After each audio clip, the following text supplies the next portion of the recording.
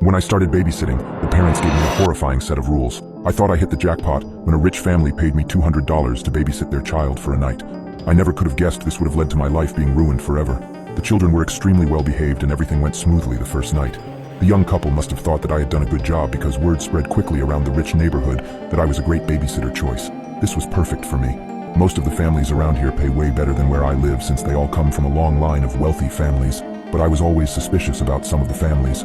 You hear rumors about really rich people, some very creepy stories, but I never actually believed any of them. Sometimes I'll babysit for a few hours and make a couple $100. Other times the parents want me to stay the night while they go off and get a hotel room so that they could be away from their kids for a change. That is where I make the big bucks. A couple of days ago, a husband and wife had texted me asking if I could stay the night at their mansion and watch their 7-year-old little girl for them. I happily agreed, not knowing this might be the last time I ever see the outside world again.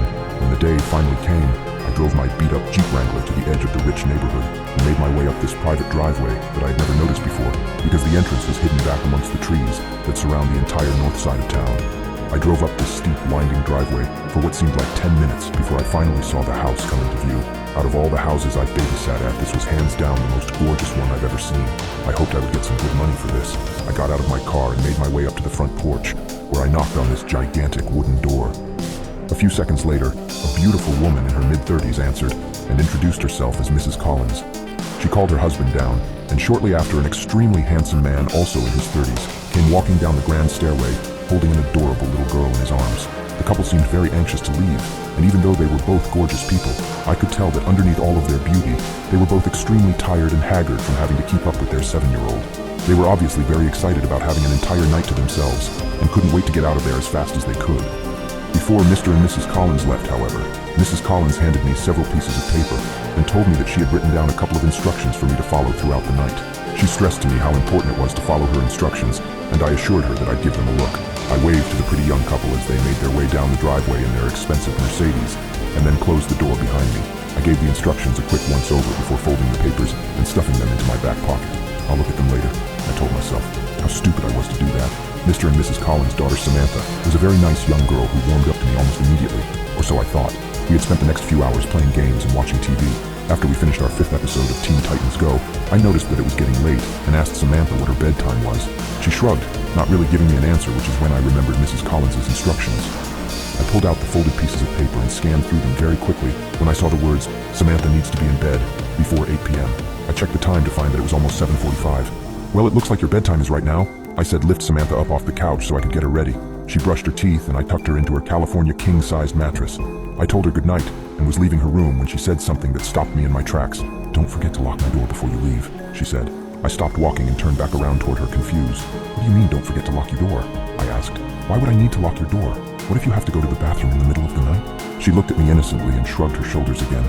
"I don't know, but Mommy always locks my door before I go to sleep. She says she does it to protect me and herself. I don't remember what happens after I fall asleep, but Mommy says that I always try to leave my room at night, which is a bad thing." I looked at her dumbfounded. I didn't know what to say.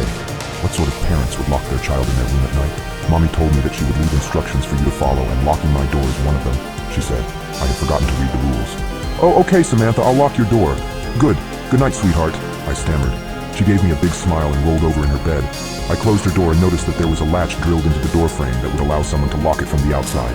I closed the latch and then walked back downstairs so I could read the rest of Mrs. Collins' instructions. When I had first seen the pieces of paper, I was under the impression that they were just instructions that told me what shows Samantha is not allowed to watch or how to operate the surround sound. After I started reading them, though, I realized that I was wrong. I was completely and utterly wrong. I started reading, "Hello, Annie. I'm so glad that you agreed to stay the night and babysit Samantha for us. She's such an angel, and I'm sure that the both of you will get along very well. I know that our house might seem old and scary, but don't worry because nothing bad will happen to you as long as you follow some simple instructions. Firstly, Samantha needs to be in bed in her room with the door locked before 8 p.m. Do not open up her bedroom door after 8 p.m. I repeat, do not open Samantha's bedroom door after 8 p.m. She will try to convince you to open the door in many different ways. She will cry, scream, and threaten you until you give in, but do not listen to her.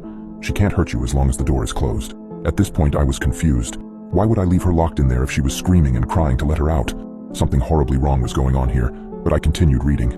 "Between 8:30 and 9:30 p.m., make sure you remain in the living room with the lights turned on. Around this time of night, you may hear scratching and growling coming from Samantha's room or from other parts of the house. These noises are nothing to worry about as long as you stay in the living room.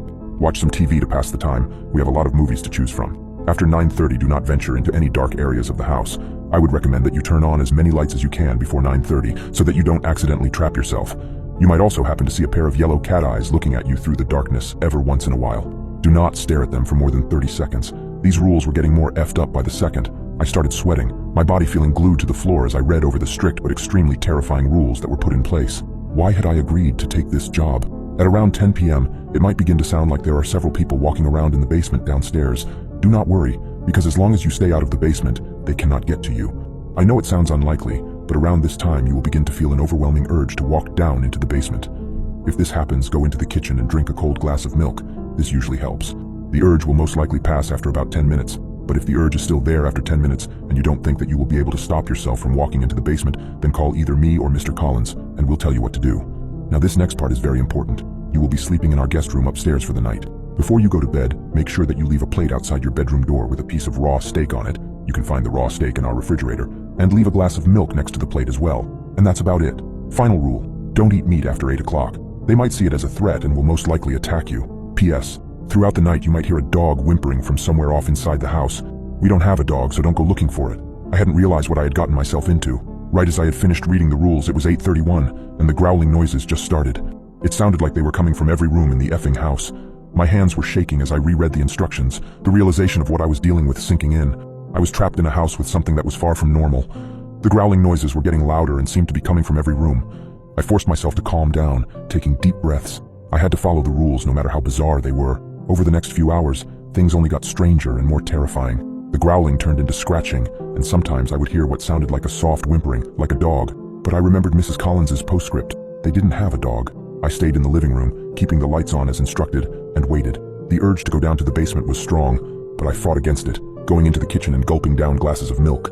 Around 10 p.m., I heard the sounds of footsteps in the basement, but I didn't go down there. I stayed put, watching TV to distract myself from the cacophony.